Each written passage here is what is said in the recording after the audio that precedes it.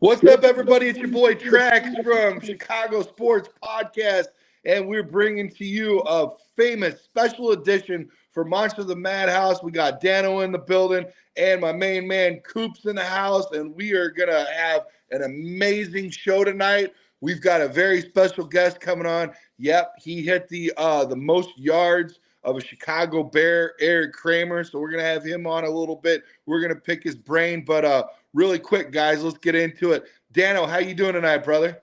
I'm doing great, man. Just excited for this episode with Erik on, and it's great to be back. Yeah, how about you, Coop? How you doing, bro? Dude, I feel great. Brandon, I can't remember the last time we did a show together, man. It's been a long time. It's been a minute, man. I feel bad for that, but I mean, honestly, you know how the kids and everybody gets you running around, and then you got work and stuff, and I got my own show and whatever. You got your own things going on, but they are on vacation right now from me. And but it was funny. My son was like, "Make sure you take pictures of my cat and send it every day." I'm like, "What about that?" You know. So. Oh yeah. How does it feel to be by yourself now, man? You'd like to take a deep breath, like, "Oh man, I got this to myself right now." It's kind of cool, but I miss the little rugrat because right before bedtime, he wants to get squirrely and wrestle and challenge me for the title that he'll never get. But I get him close, So, but yeah, man, I miss it. But like you said, man, it's good to kind of like sprawl out and stuff and kind of like, oh, this is all mine for a few days. Oh, I know. Yeah. So, but yeah, guys. So, how's everybody's week going so far? Going good. I have a short week. I had President's Day off, so it's kind of flying by for me already.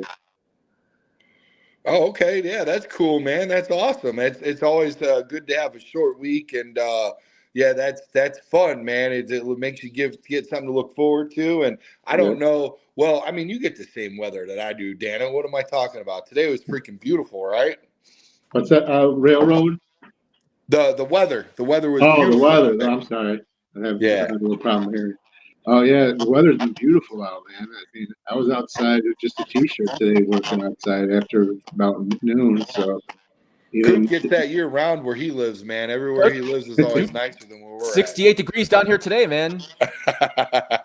Look, you got somebody waiting, huh? Is there somebody waiting on us? Yep.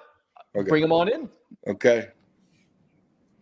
Hey, ladies and gentlemen, boys and girls, we have Mr. Erik Kramer. How you doing, Erik? What's up, Erik?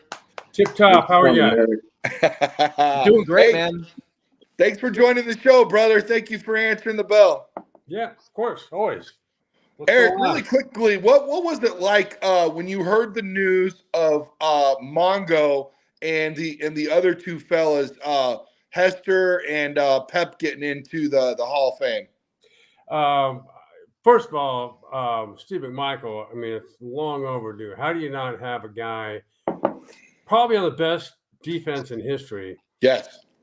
And the heart of it not be in there 10 years ago or whatever. But the fact that he is in, at least he and his family are alive to see it, which is great. And Amen. All the Bear fans and out there. But, I got to know Mike a little bit, or Steve a little bit. And we had there was a Bears wrap-up show for a couple of years that we were on together. And, just obviously a very humorous, but yet down-to-earth guy. What was it like in that arena with him? Can you walk us through, could he hold his own in that type of environment as far as that goes? As far as you're talking about in the studio part? Yeah, the studio. Yes, studio. Oh, yeah. He was great, man. He was really good. Entertaining. Yeah. In fact, they were tuning in to see him more than they were the show. There's nothing he couldn't do for entertainment. Even wrestling, I think he was in for a while. So he's quite the entertainer. He's quite the entertainer for sure. Erik, when we look at the Hall of Fame class for the Bears, I was looking more closely at Julius Peppers, because I think sometimes we forget about what a dominant player he was, not only with the Panthers, but for 3 different teams between the Bears and the Packers. And I kind of went back on it and started looking at some of his stats. And I was like, maybe we underestimate some of these guys that we don't think of when you start thinking of some of the best defensive players, some of the best front 7 players in the league. And then you go back and look at Peppers and like, oh yeah, we think about his dominant years of the Panthers and the Bears. So when you think of Peppers and what he's done for the 3 different, and the Packers, we can't forget about the Packers. What stands out to you the most when it comes to him? Didn't he play basketball at Carolina too? Yes, he was also a basketball player. He didn't just play, but he's averaged like 16 points in the Final Four. That's what I'm saying. Everyone forgets about what he did on that end, and it's like, everyone right away says Bo Jackson is the best athlete of all time. Julius Peppers wasn't bad either. And I like that. To then be a defensive end in the NFL and in the Hall of Fame and to do what he did. Now, I never played with him myself, but he was a dominant, as dominant a player during the time he played as anybody. And then obviously you were talking about Devon Hester as well. And, he was just somebody gave me a stat on him the other day, how many touchdowns he had called back. Guess. 3. Way more than Keep that. going. Way up. Like 15. Wow. 22. 10? Whoo! Whoa! I think you forget about that sometimes. When you think about that, then you think about his returns. Yeah. And what about the ones that didn't even need to be like, dude, what were you holding for? He was already gone. That's what I'm saying. Yeah. My point exactly. In Detroit, played with a guy named Barry Sanders, and he was probably the best 1-on-11 running back I've ever seen. Wow. And he would make Hall of Fame guys, like, while he's getting the ball, never touch him. Yeah, Eric, when we talk about Devon Hester, with you being in the league for so many years, can you think of any player that had more excitement, that brought more excitement to you than Devon Hester? Well, on special teams, we had a guy in Detroit named Mel Gray. Mm-hmm. Oh, I remember him. Yeah. Mel, I just ran into him the other day at this Vegas and Super Bowl thing, and Mel looks like he could play today. I don't think he weighed more than 160, 170 pounds. Wow. And that dude would hit the wedge going 100 miles an hour. Mm-hmm. And he didn't care if people were blocked or not. And I remember Frank Gans, who, if not the best, one of the best special teams coaches of all time. I wasn't even on special teams, and I just go listen to him. And one year training camp wise, or I could have been, he put a reel together of, Frank was very fundamentally oriented in terms of what he, taught. And this reel must have been 50 plays long. Wow. One block and it's gone. It was Wow. And that's in one season. Jeez. Man. So that dude, we would start practice on the horn, and it was always special teams first. The horn would sound, boom, ball goes in the air, and Mel was, he's pump and kick returner, and he was telling me today he was a running back at Purdue. Mm-hmm. So he figured out pretty quick that's not my thing. At least not on that team. And anyway, but he was instant speed. So like I remember we would have walkthrough, and Mel, he would be on the look squad on defense, and so we're in there. You're just getting out of meetings, and so then you go on the field, and you're in. If it's cold, you're in the Silverdome, and they don't heat that thing. So Really?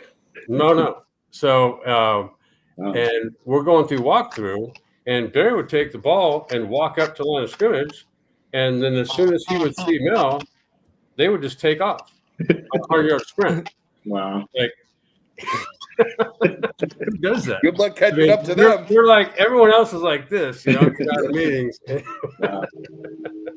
Two gazelles just take it off. Yeah. No warm up, no nothing. But anyway, so that he's the closest I would put. But I never played with Devon Hester. But I think I was doing the TV preseason games when he was playing. Okay. And, he was similar, just like instant speed. And if he got knocked off balance, it was next step instant speed. Right. What was your favorite Mongo story out of all the stories that you could remember working with him or whatever, even hearing it secondhand? What was the story that you really liked, man? That you could tell. Yeah, that you could tell. Yeah, make it safe. All right. So guy named John Leonardi is a good friend of mine. He's a retired car dealer, and somebody, they were up in Platteville, Wisconsin, in the training camp, and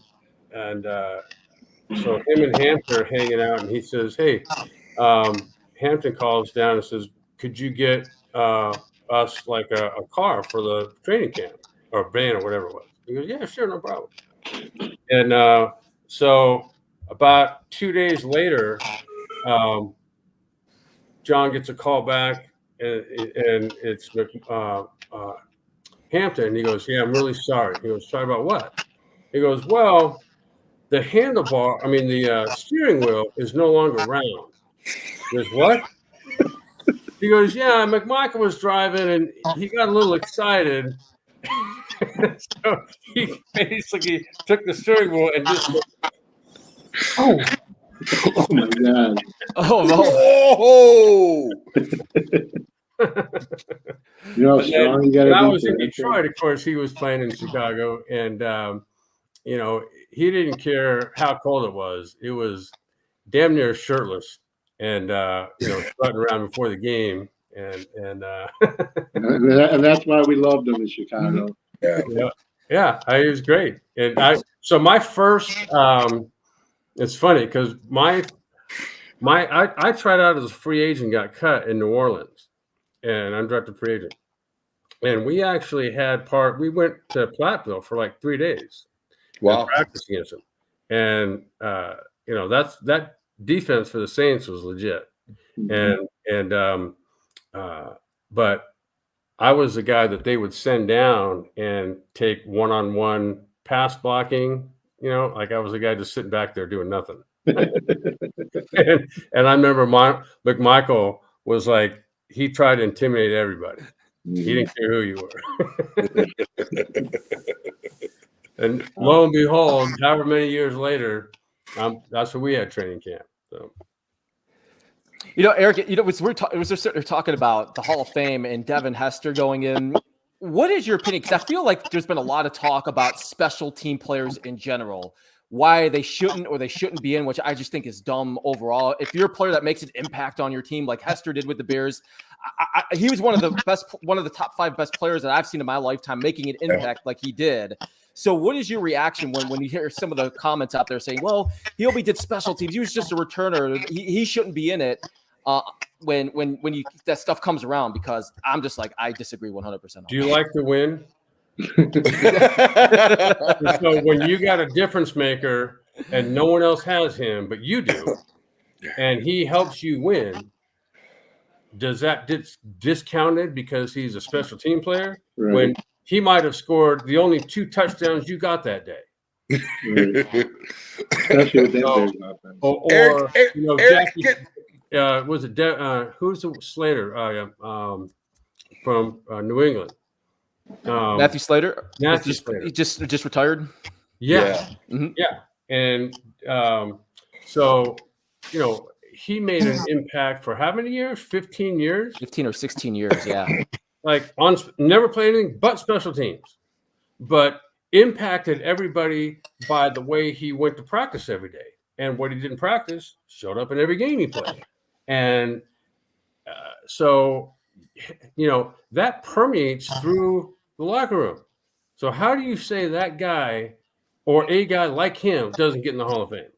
Yeah. He doesn't just impact himself; he impacts players, coaches, the culture on the team, in the organization, and in the city. Yeah. And And a if you look, quarterback and a quarterback like you got a shorter field. You don't have to go as far to score, or hey, Or you get ready. sometimes not at all. Not at all. You get up off the bench, you got your helmet, you're ready to go. You're like, I'll sit back down. I'll sit back down.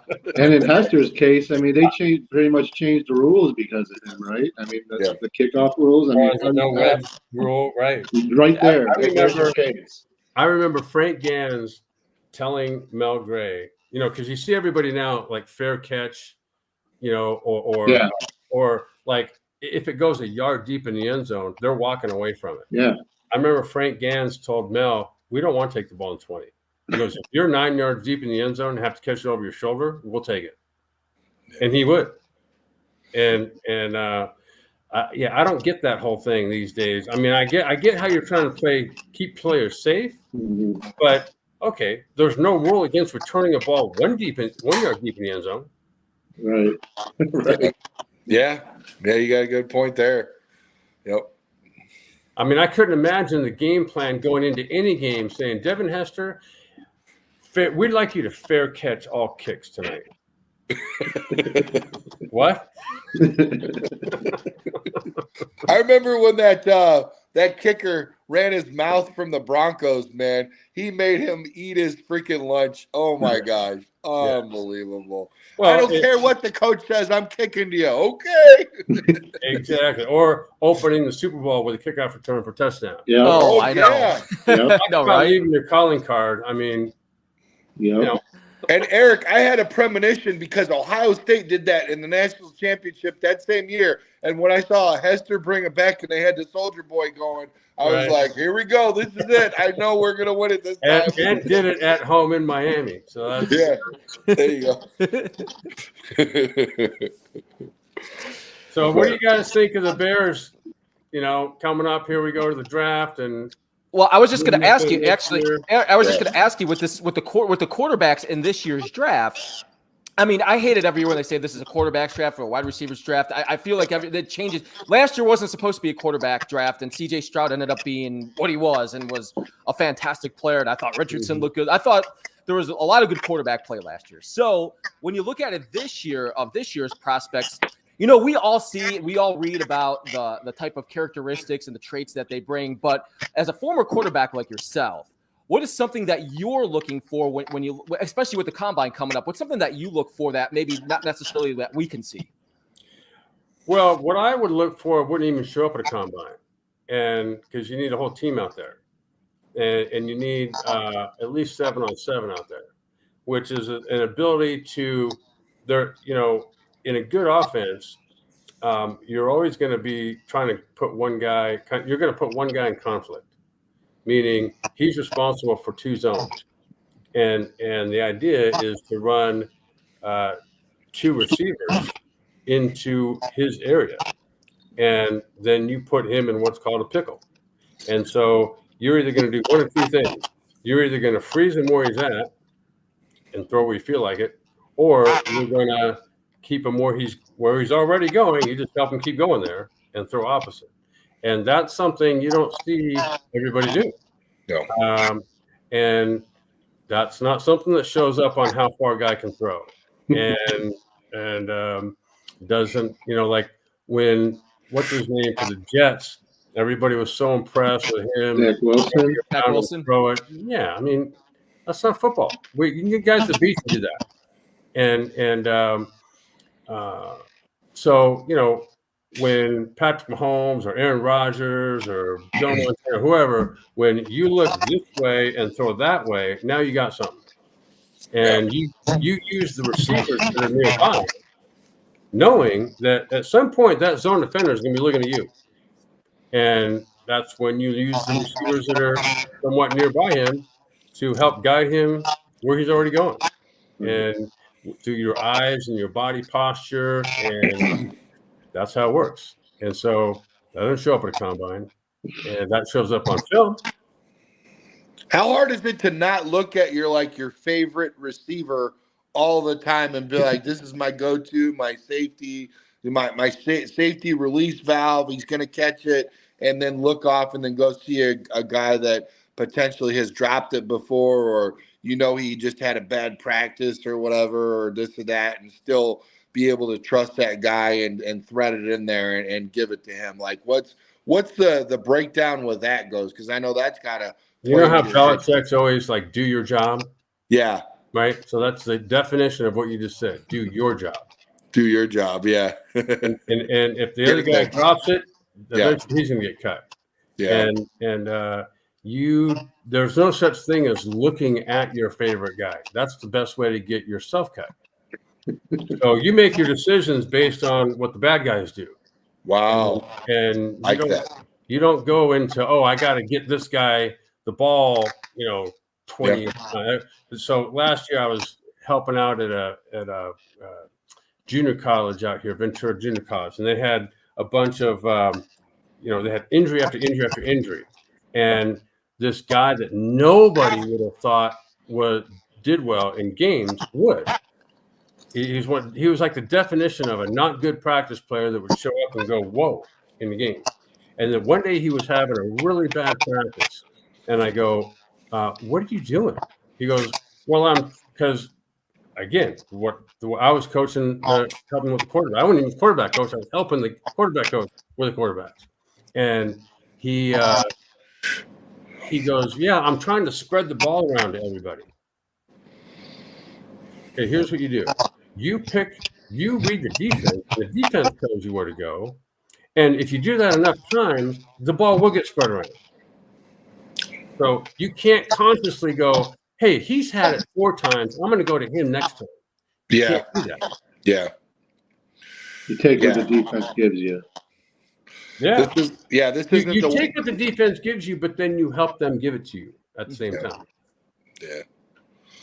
Oh, that's good. I like that. We're not playing the YMCA league here where all the parents are like, how come you didn't throw it to Bobby? All right, Bobby. Yeah. Whatever.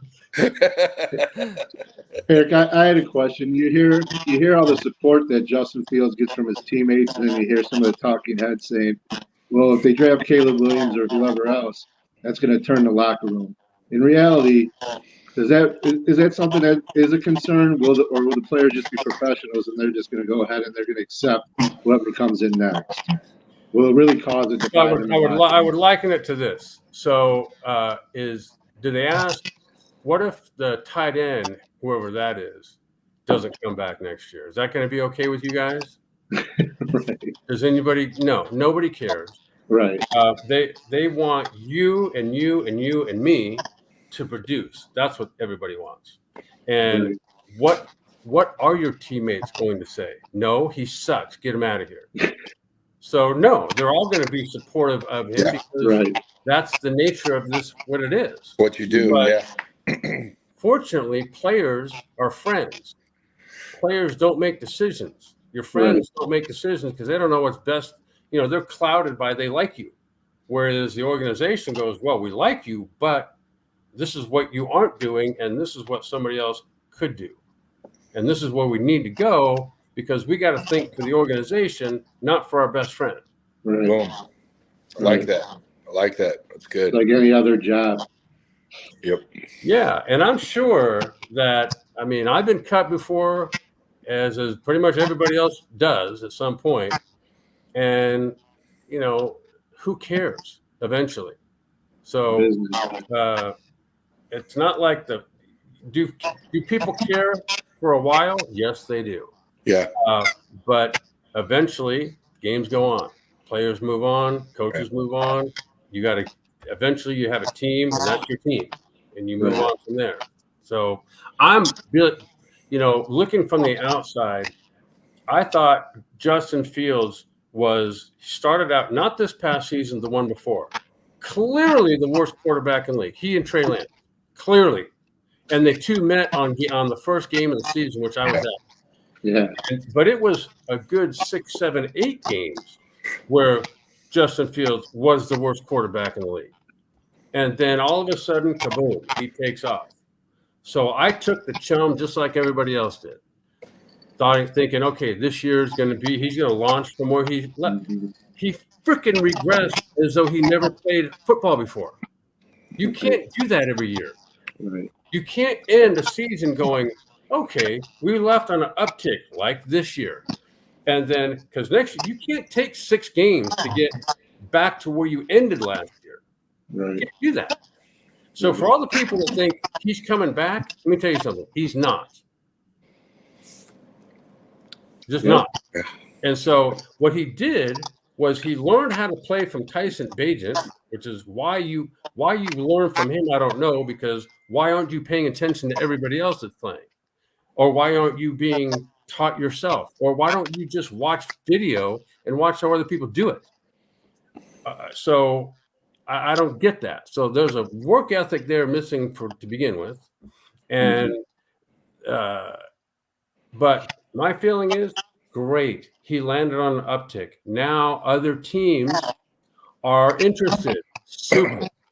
Now you're going to get at least a high second-round pick for him and a player at least, like a good one. Like I can envision, so, Pittsburgh, it was like, okay, they don't have a high first-round pick. So they would have to trade their first-round pick and a player. Well, guess who the player just left the Bears was? Eddie Jackson. So throw in Minka Fitzpatrick, and we got a deal. Right. And so, I like that. The Bears are holding all the cards, not just a few good ones, all of them.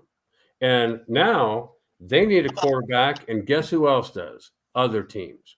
And so there's going to be some that are going to leapfrog and get the 2 guys that everybody thinks are the best.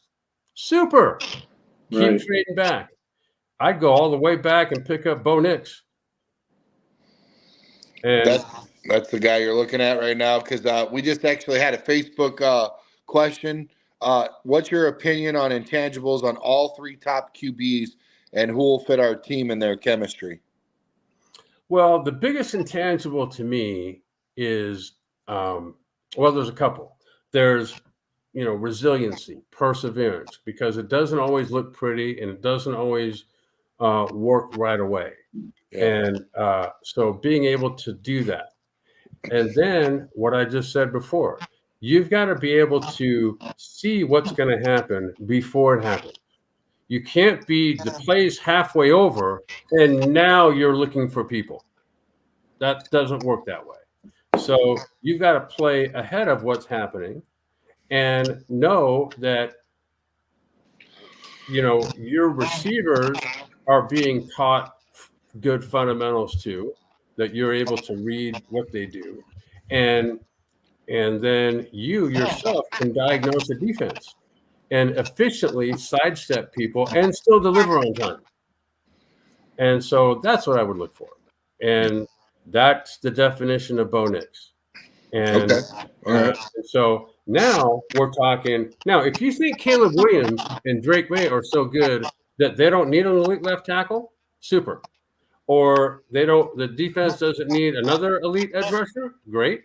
And if you don't think they need a bigger, a more dominant 3 technique, super. But I happen to think they do. And so, can Caleb Williams operate without that? You going to go deep into the playoffs? I don't think so. Or Drake May? Probably not. But I know with a stacked roster and somebody like a Bo Nix, doesn't have to be him, but somebody like him that's played in 2 different college systems. He's damn near was, himself, the way he played was damn near perfect all year.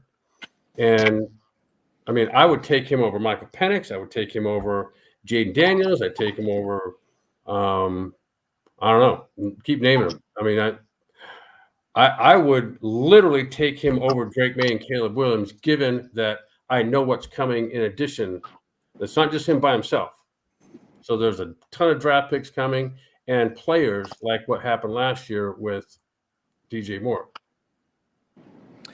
Eric, we got a couple more minutes here with you. Thank you, first off, very much for your time today on the Chicago Sports Podcast. We really appreciate your time, man. This has been awesome. But last year, put out a book last year, The Ultimate Comeback, Surviving a Suicide Attempt, Conquering Depression, and Living with a Purpose. And I just want to ask you a little bit about your book and how can we get your book? How what? How can we get your book, or how can we order it? Anybody can order it on Amazon. That's the world's largest retailer of anything. Mhm. and so I'm told it's a very unique story, and people that I've known my whole life, or people that haven't known me at all.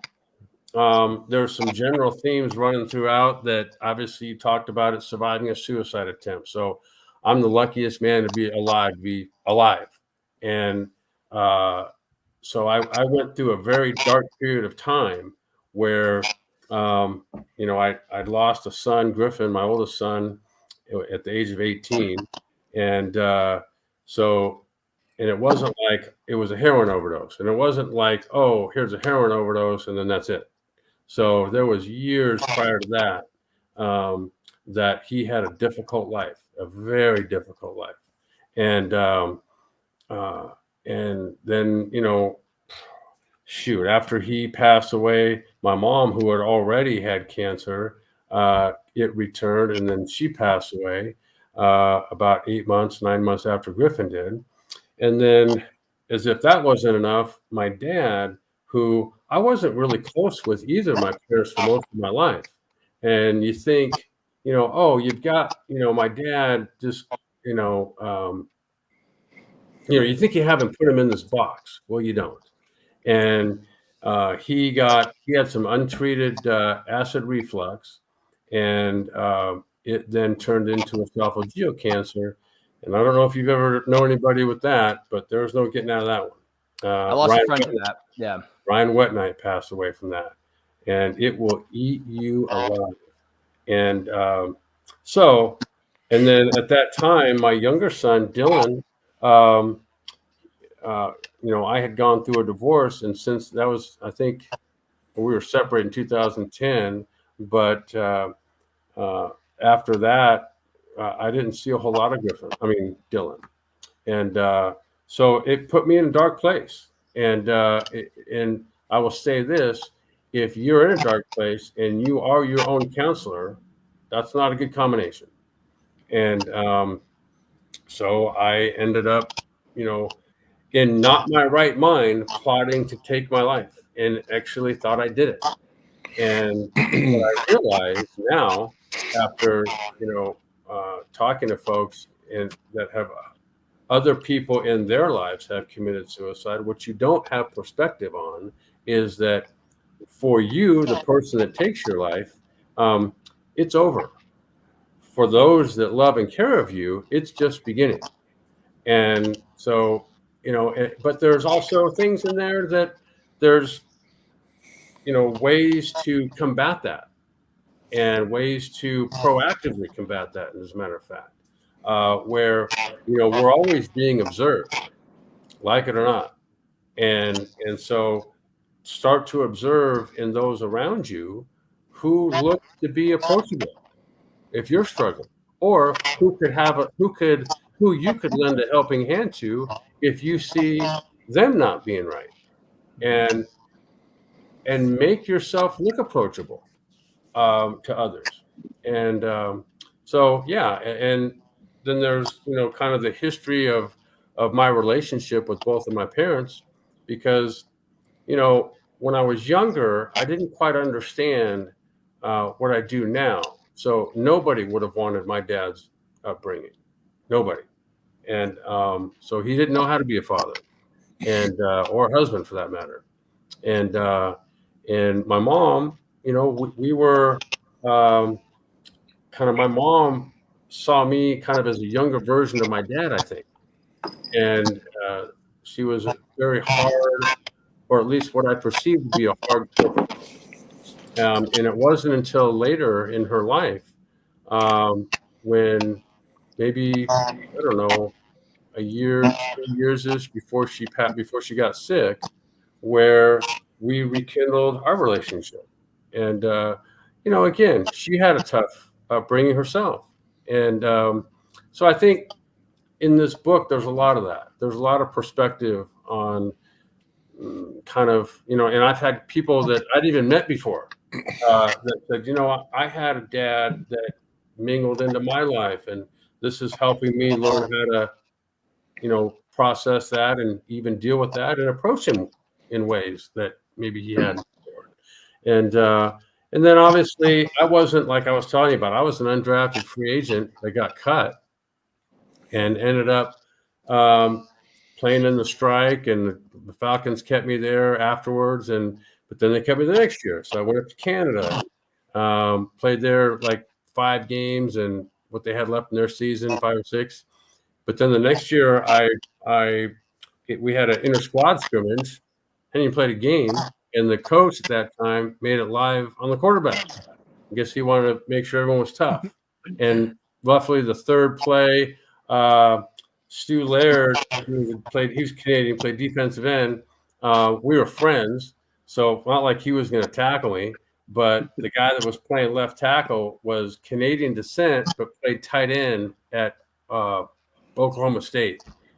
And Stu comes around, and this guy clips him in the back of the leg, I guess, and Stu went flying into my knee. So I tore my posterior cruciate ligament. My season was over before it even started. And so I called pretty much every team, went through the media guy, called every team, and the Lions were the only one to call me back. And as I found out later, it was because of June Jones, who was a receiver coach. We had a guy when he was the quarterback coach, offensive coordinator of the Oilers. They drafted a receiver. We had Hayward Jeffries in the first round, and then when I think he said he even went all the way back to the strike, and he was like, "Yeah, I thought you could play." So because when I went there, he flew me out in like the middle of January or something, and there's a lobby, and so I get called into Mouse Davis's office, he was an office coordinator, and it was a conference room. And he comes walking around the corner, and he goes, "Who are you?" I go, "Wow, I don't know. I'm here to work out." And he's like, "Well, hold on a second, because the Silverdome turf was rolled up for something, and there was no one there anyway." And so he comes back, and he goes, "How about you, June, and I get in my car? We'll drive down to Ann Arbor." I was like, "All right." So my workout consisted of June standing at different spots and me dropping back and throwing to him. That was my workout. and I remember Alan Trammell was hitting like in the batting cage behind me. So yeah, it was that's wild. Crazy days back then. I just want to touch on something really quick, man. Everybody that wants to, you look at superstars, you look at athletes, and you look through their rough, exterior, and the gridiron greats such as Erik. He's put some great numbers up. One of the best of all times for the Bears as a quarterback. One of many quarterbacks that we've had. And I tell you what, the underlining thing at the end of the day, no matter what, is it's okay to not be okay. And for a guy to come forward and pour his heart out and to let everybody be as transparent as he is and lay it all out there, and then create a book for people to look into, pick up this book, get on Amazon, get into it, dial in, and look at it. It sounds I'm going to order it tonight. It sounds something that I definitely want to get into, because if you can get through all those hurdles, I mean, unbelievable. That is a lot to go through.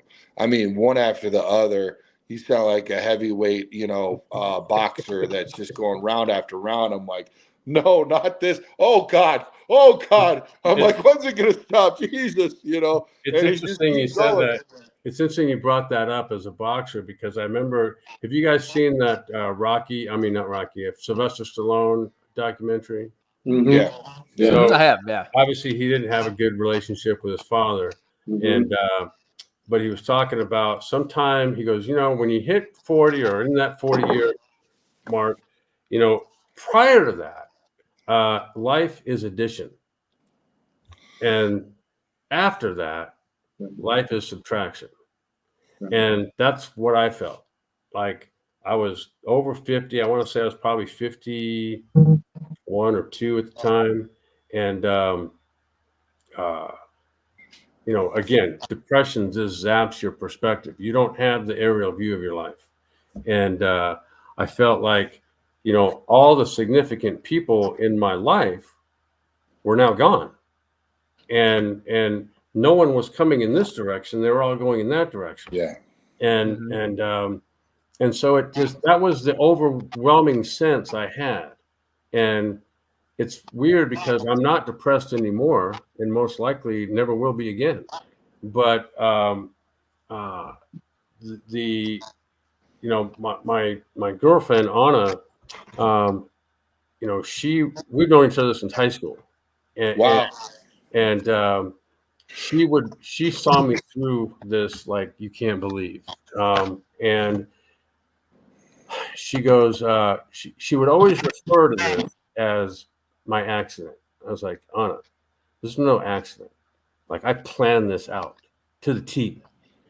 Well, then a couple years go by, and now I'm starting to come to my senses.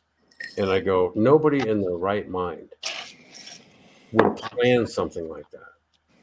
And so, and do it where you're in your right mind doing it. There's two don't go hand in hand. Right. And so now I see what she's saying, and that's why I refer to that time in my life, not just what I did, but that period of time I wasn't in my right mind. And so, there's a program that I'm trying to advance and will at some point called Mental Health Touchdown. And there's a former teammate of mine, Mike Kofer. Mike kicked for us with NC State, excuse me, but then he went on to kick with the 49ers in the late 80s and 90s and won a couple Super Bowls there. And he moved to Henderson, Nevada, because his ex-wife, was from there. So they raised a couple kids and 2 boys, and that were obviously fully grown. And but Mike is the football coach, head football. He's athletic director and football coach, and was a baseball coach at the Slam Academy, which is a small charter school. And you'd think if they would have a sports facility of some kind on campus, they don't. But Mike also went through, and he's doing good now. But he was going through some difficult times because his mother passed away from cancer, and his older brother unexpectedly got cancer and then was gone.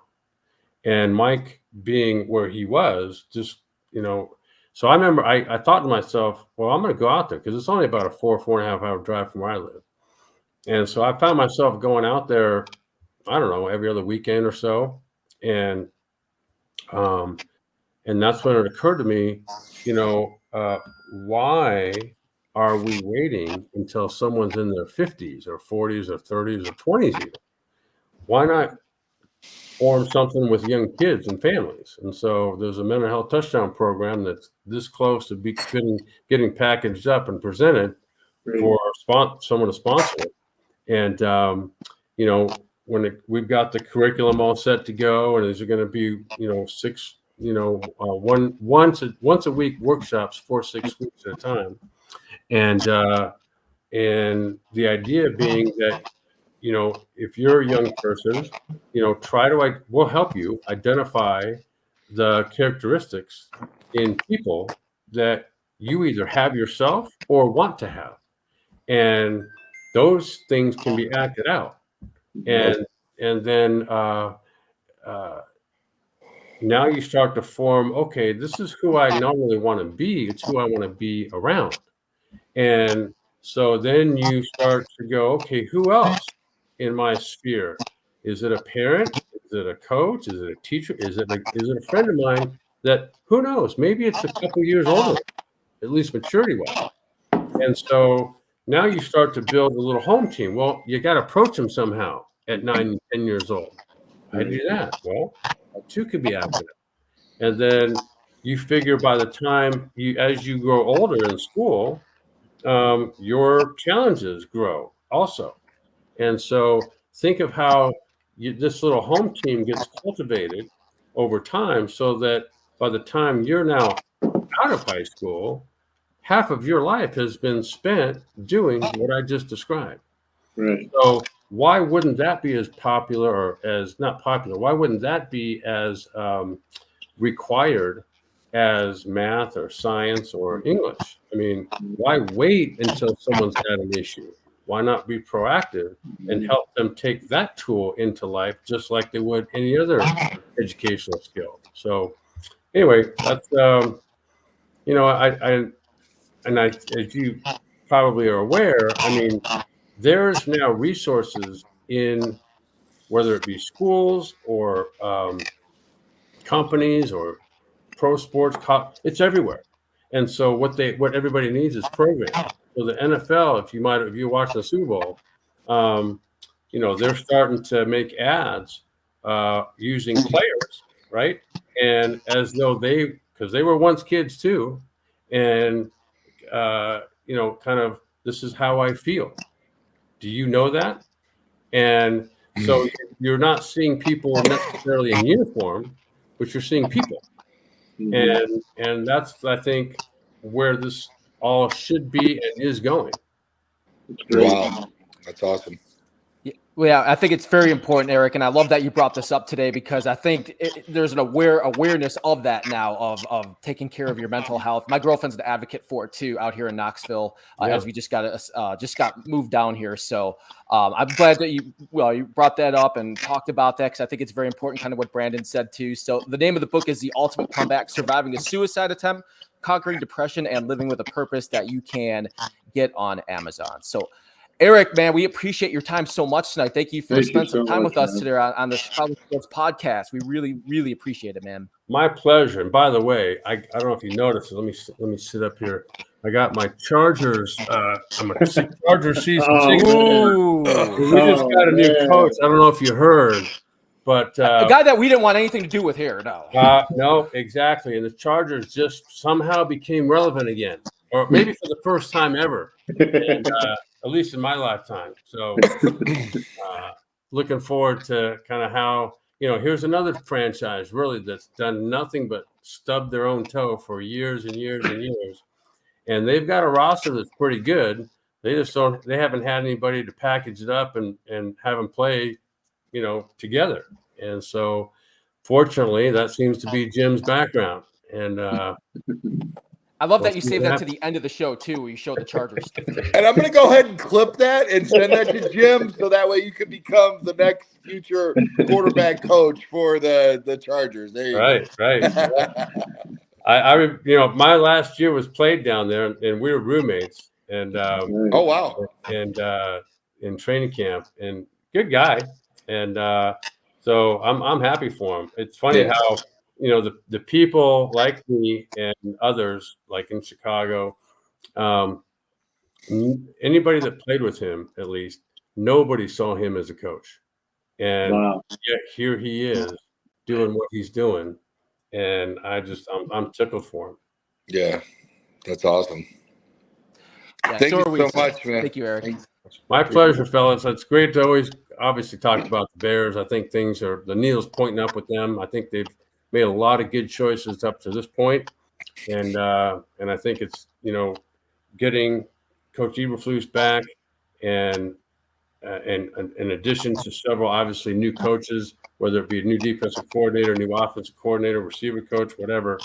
I think the players and the organization all believe in what he's doing, Ryan Poles is doing. It's the first time in my lifetime when the Bears have actually had a general manager that's been cut loose to do his own thing. And you're seeing, the benefits of that. And I think, this is going to be another really good offseason that's going to lead to a really good season. And we're hoping for that too. Aren't we all? Right. So, well, thank you very much, Erik, man. Enjoy your life out there, man. And thanks for everything. I'll be back. I always come back to, first game of the season is now the alumni game. Nice. All right. And Okay. so I was last year, went to it. I've gone to them for several years now. And remember last year, both Ryan Poles and Kevin Warren got up, and Ryan Poles in particular was talking about, hey, we're not just building this thing for a one-year ride. We're building this thing for the long haul. And a lot of, I think as the season went on, some people thought, whoa, what happened to that? Hey, we're building this thing for the future. What about right now thing? Well, I think everyone's starting to realize, okay, it does take time. And you do have to do things in a very deep thought out fashion. Yeah. And to me, that's exactly what he and that coaching staff have done. You ever been to the south end of Texas and you got to go all the way north, all the way to the upper peninsula of Michigan? Well, that's the journey that we had to go through because it takes a while, boys. It takes a while. That's right. There's no finish line, right? It's just the journey to get there, man. Yeah. You're right. Sometimes it does feel like you're walking to the moon.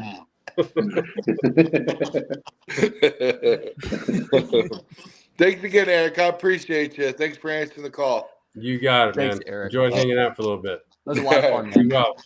All right, man. Okay. All right. That was a lot of fun, man, from Eric. Wow, man, talk about storyteller, man, when you hear some of the stuff that he talks that was about, great, man. man. Yeah.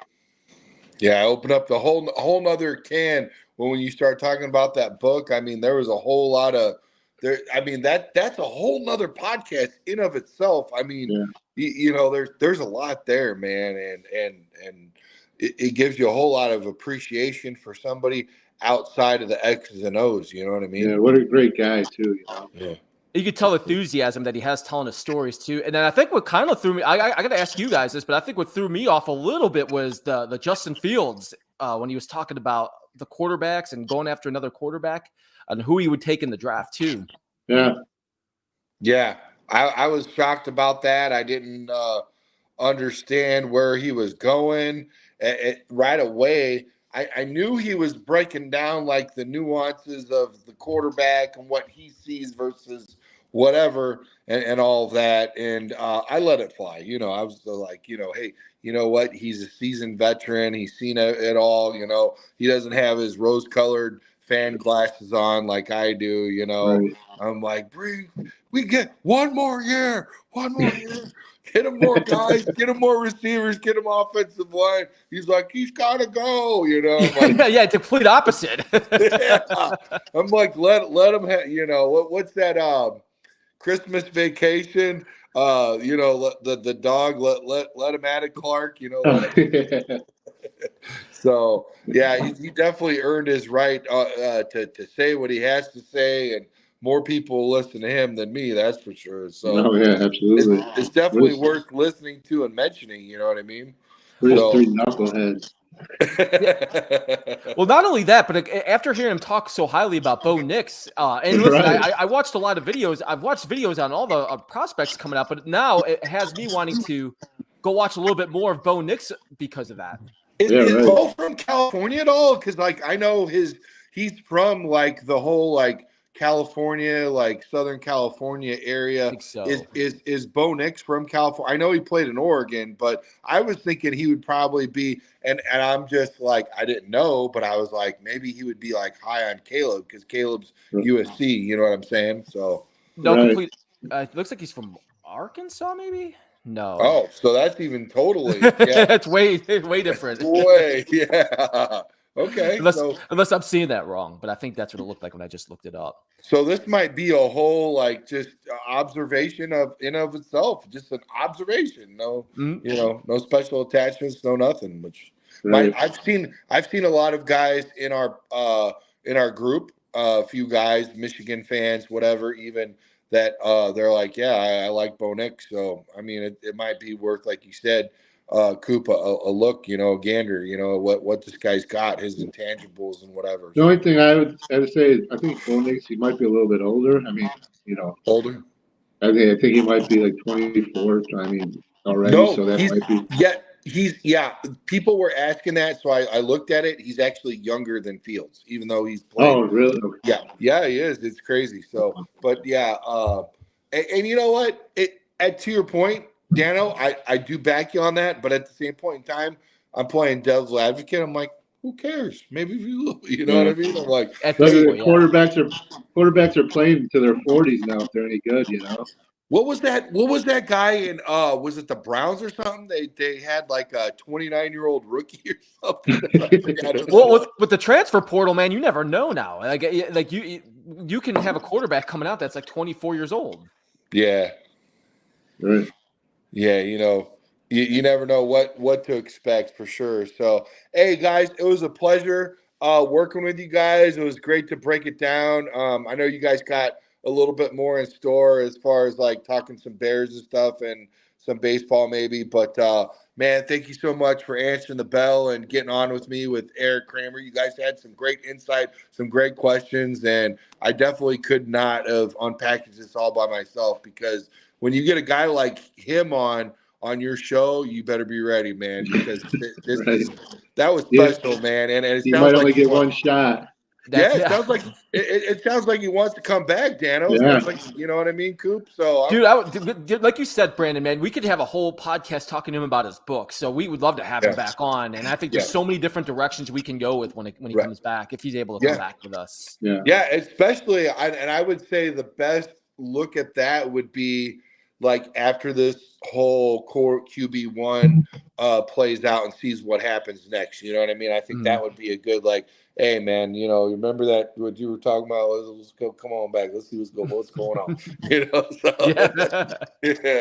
who knows? Maybe he's busy, maybe he's not. But that 15 minutes sure did. But it was 15 minutes. What are you talking about? It's Hollywood 15 minutes, baby. Yeah, California time, man. Right. Yep. All right, guys. Hey, have a good night, man. Thanks again. I appreciate Yeah, you. man. All right, Brandon. Good to hear you, man. Yeah. See you, bro.